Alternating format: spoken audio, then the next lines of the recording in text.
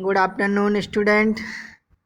जैसा कि आपको पता है कि हम ऑनलाइन वीडियो के माध्यम से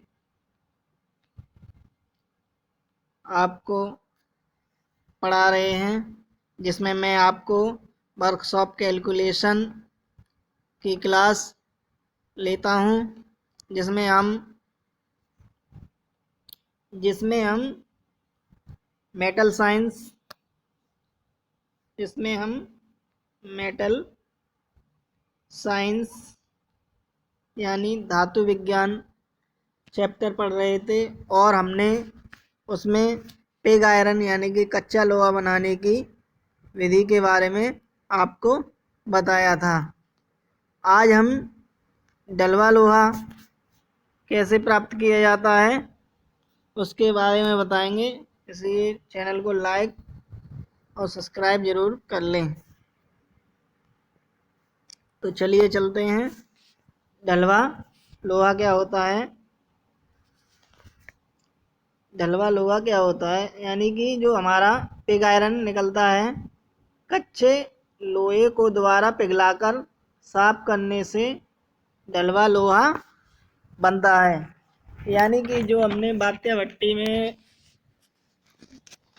पिग आयरन प्राप्त किया था, उसको क्या होते हैं, हम दोबारा से पिघलाते हैं और आवश्यकता के अनुसार आकारों में डालते हैं। उससे क्या होता है, डलवा लोहा प्राप्त होता है। इसमें 3 से 3.5% क्या होता है, कार्बन होती है तथा थोड़ी मात्रा में सिलिकॉन और मैग्नीज होती है। और कास्ट आयरन यानी कि ढलवा लोहा में क्या होता है, कार्बन कई आकारों में पाया जाता है। नंबर 1, लोहे के साथ रासायनिक रूप में तथा कार्बन के असली रूप में। तो हम ढलवा लोहा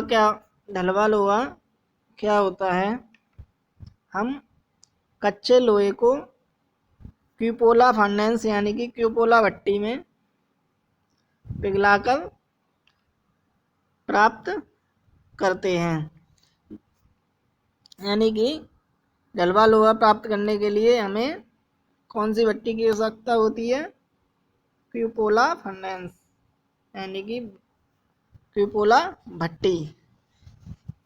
क्यूपोला फर्नेस में कच्चा लोहे के स्क्रैप, कॉक व लाइमस्टोन को डालकर क्या करते हैं, जैसे उसमें बात्या भट्टी में कॉक, लाइमस्टोन और जो लोहा होता था उसको डालते थे, उस प्रकार इसमें भी उसी प्रकार से इसमें भी ऐसे ही करते हैं।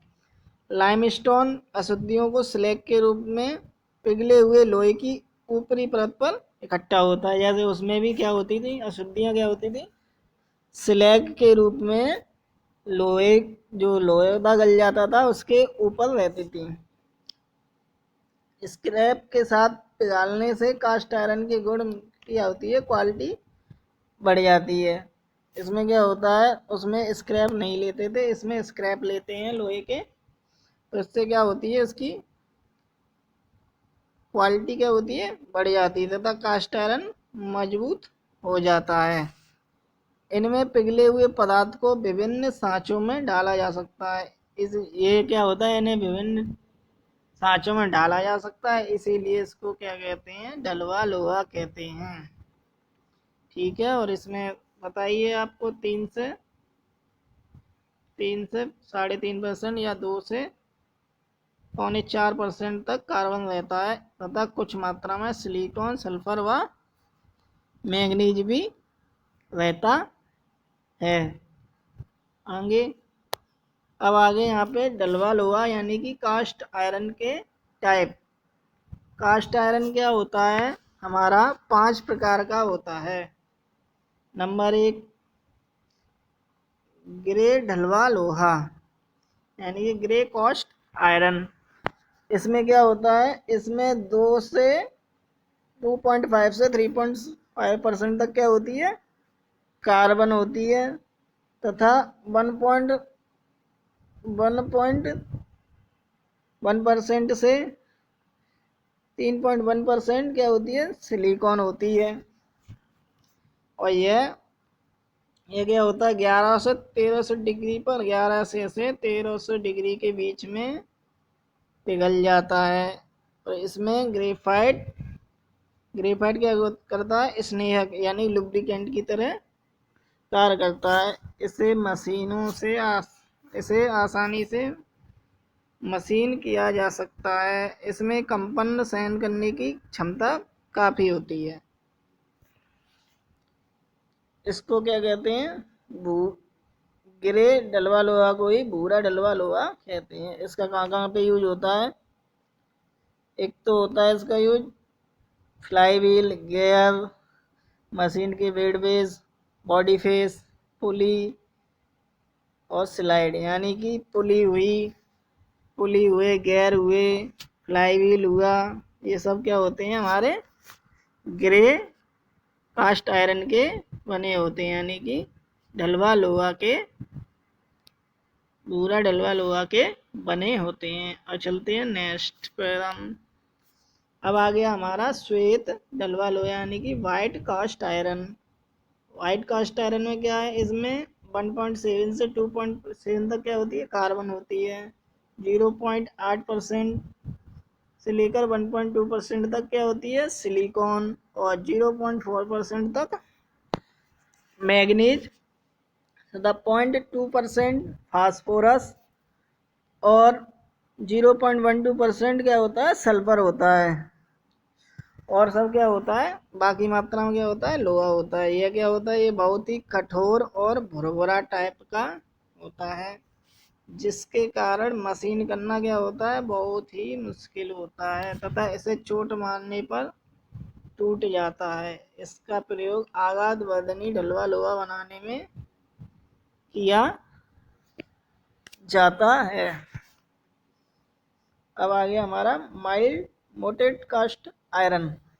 मोटेड कास्ट आयरन यानी कि यह क्या होता है, यह भूरा तथा श्वेत ढलवा लोहा का मिश्रण होता है। यानी कि हमारा ग्रे कास्ट आयरन और white cast iron, white plus grey का बराबर होता है मोटेड। यानी कि मोटेड क्या होता है, वाइट और ग्रे का कॉम्बिनेशन क्या होता है, कॉम्बिनेशन होता है। इस पर क्या होता है, जंग कम लगता है तथा तेजाब अधिक प्रभाव का काम भी, यानी कि तेजाब का प्रभाव भी कम होता है। मोटेड डलवा लोहा का प्रयोग man hole cover, lamp post, भट्टी के गेट बनाने में यूज किया जाता है। 4 नंबर मेलेविल डलवा लोहा। डलवा लोहा को एलिंग करने के लिए मेलेविल डलवा लोहा तैयार किया जाता है। 18 घंटे तक 1050 डिग्री पर गर्म करके तथा 800 डिग्री तापमान में बक्सों में एलिंग की जाती है। इससे इसके गुण माइल्ड स्टील जैसे हो जाते हैं तथा मशीनबिलिटी भी बढ़ जाती है। मेलेविल डलवे लोहे के यूज क्या हैं, इसका प्रयोग ऑटोमोबाइल व्हील यानी कि ऑटोमोबाइल गाड़ियों के hub brake, drum, pedal, lever gas, oil burner, खेती की मशीनरी, पाइप फिटिंग बनाने में मेलेविल डलवा लोहा का यूज किया जाता है। Last alloy cast iron. Alloy cast iron में मिश्रित डलवा लोहा में निकिल, क्रोमियम तथा मोलिब्डेनम आदि तत्व उपलब्ध होते हैं। यानी कि इस प्रकार हमने क्या हो गया, 5 टाइप के 5 टाइप के हमने क्या पढ़ लिए, कास्ट आयरन पढ़ लिए हमने यहाँ तक। ठीक है। अब चलो आगे चलते हैं। ये है हमारी क्यूपोला। ये क्या है हमारी क्यूपोला फर्नेंस। इसमें हम क्या करते हैं, इसमें हम कॉस्ट आयरन तैयार करते हैं। इसमें हम क्या करते हैं, कॉस्ट आयरन तैयार करते हैं। तो अब हम इसको कल पढ़ाएंगे क्यूपोला फाइनेंस के बारे में। कि आज ही पढ़ा दें, आज ही पढ़ा देते हैं। चलो देखो, ये है क्या है क्यूपोला फाइनेंस। इसमें क्या होती है, इसकी देखो संरचना क्या होती है। इसमें होता है एक shell, leg, bottom door, wind box, tuyeres, mica seat hole, charging door, leads plate, tap hole और स्लैग होल। यानी कि ये क्या होती है इसकी 10, यानी कि ये क्या है इसकी संरचना है। क्या है इसकी संरचना है। तो क्या होता है क्यूपोला फाइनेंस में, क्यूपोला फाइनेंस इसमें क्या होता है, भाट्य पत्ती से जो कच्चा लोहा प्राप्त होता है उसमें क्या होता है, बहुत सारी अशुद्धियाँ होती हैं। और क्या होता है, उस लोहे की कास्टिंग करना इतना आसान नहीं होता है। इसलिए हम क्या करते हैं, उस पिग आयरन को, कच्चे लोहे को और शुद्ध करने के लिए क्यूपोला फाइनेंस का यूज करते हैं। तथा इसमें क्या करते हैं हम, कच्चे लोहे के साथ साथ लोहे का स्क्रैप, कॉप और लाइमस्टोन के मिश्रण को क्या करते हैं, क्यूपोला भट्टी में डाला जाता है। और क्या होता है, उसे इस चार्जिंग विधि से क्या करते हैं, गलाते हैं। तो नंबर 1 इसमें इसकी संरचना में क्या क्या है, कंस्ट्रक्शन, ये किन किन भागों से मिलकर बनी होती है। ये 10 भागों से, ये दिख रहे हैं आपको, 10 भागों से मिलकर बनी होती है। तो नंबर 1 इसका है सेल। सेल क्या है, भट्टी के सेलों को माइल्ड स्टोन की प्लेट से क्या होता है, ये सेल होते हैं, ये क्या होता है माइल्ड स्टील की प्लेट से बनाया जाता है। और क्या होता है, सेल यानी कि भट्टी की माइल्ड स्टील की प्लेटों से बनाते हैं। क्या होता है, बेलनाकार होता है। और इसके अंदर क्या होती है, फाइब्रिक्स की दीवार बनाई जाती है। अब आई लेग क्या होती है, इसमें क्या होता है, यानी कि इसको लेग खड़ी करने के लिए क्या होता है, इसकी दो नीचे लेग होती हैं, जो क्या होती है स्टैंड के रूप में कार्य करती हैं। और निचले तल को ऊपर नीचे स्लाइड किया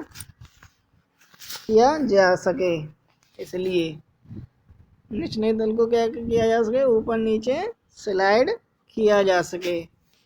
अब आ जाए नंबर 3 इसमें, bottom door. Bottom door bottom door का यूज किया, इसलिए किया है क्योंकि भट्टी को बंद करने के बाद क्या कर सकें, इसे सफाई कर सकें, इसलिए इसमें बॉटम डोर दिया गया है। विंड बॉक्स यानी कि क्या होता है, इसमें क्या होता है, ब्लोअर की मदद से, इसमें क्या होता है, इस बॉक्स से ब्लोअर की मदद से इस भट्टी में क्या होती है, हवा आती है।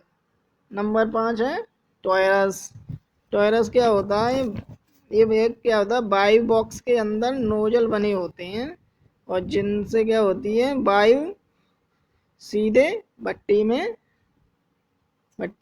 पहुंचती है। ये होता है tuyeres. Number 5 mica seat hole. ये क्या होता है, टॉयरस के सामने बने सुराख, यानी कि ये सुराख बने हैं टॉयरस के सामने बने हुए, जिनके द्वारा भट्टी की आंतरिक क्रिया को देखा जा सकता है। यानी कि इन छेदों के माध्यम से भट्टी की अंदर की अंदर की आंतरिक क्रिया को, यानी कि भट्टी के अंदर क्या हो रहा है, यानी कि लोहा गल रहा है, क्या हो रहा है, उसको देख जा सकते हैं। अब आ गई हमारी charging door. Charging door, charging door को क्या होता है, भट्टी को प्लेटफॉर्म के ऊपर बने दरवाजे के द्वारा चार्ज को भट्टी के अंदर डाला जाता है, यानी कि चार्जिंग डोर। ये तो हो गया हमारा चार्जिंग डोर। अब आ गया breast plate. Breast plate, breast plate क्या होती है, भट्टी के निचले भाग के नज़दीक, भट्टी के निचले भाग के नज़दीक क्या होता है, एक दरवाजा होता है जिसे बॉटम डोर के ऊपर बेड बॉटम तैयार किया, बॉटम डोर के ऊपर बेड बॉटम डोर तैयार किया जाता है। बेड बॉटम को आग लगाने के बाद इसको फायर ब्रेक लगाकर बंद कर दिया जाता है। अब आ गया हमारा टेप होल। टेप होल यानी कि ये क्या है, जब धातु पिघल जाती है तो क्या होता है, हम टेप होल के माध्यम से धातु को निकाल लेते हैं। और ये क्या है, स्लैग होल, यानी कि स्लैग होल क्या है, यानी कि अशुद्धियाँ पिघलकर तरल के रूप में ऊपर जम जाती हैं, वो क्या होती है हमारी स्लैग होल के माध्यम से, स्लैग होल के माध्यम से निकाल लेते हैं। तो इस प्रकार हमने आज डलवा लोहा के बारे में पढ़ा और कुपोला फर्नेस के बारे में पढ़ा। अब हम कल रॉट आयरन के बारे में पढ़ेंगे, तब तक पढ़ते रहिए। धन्यवाद। Thank you.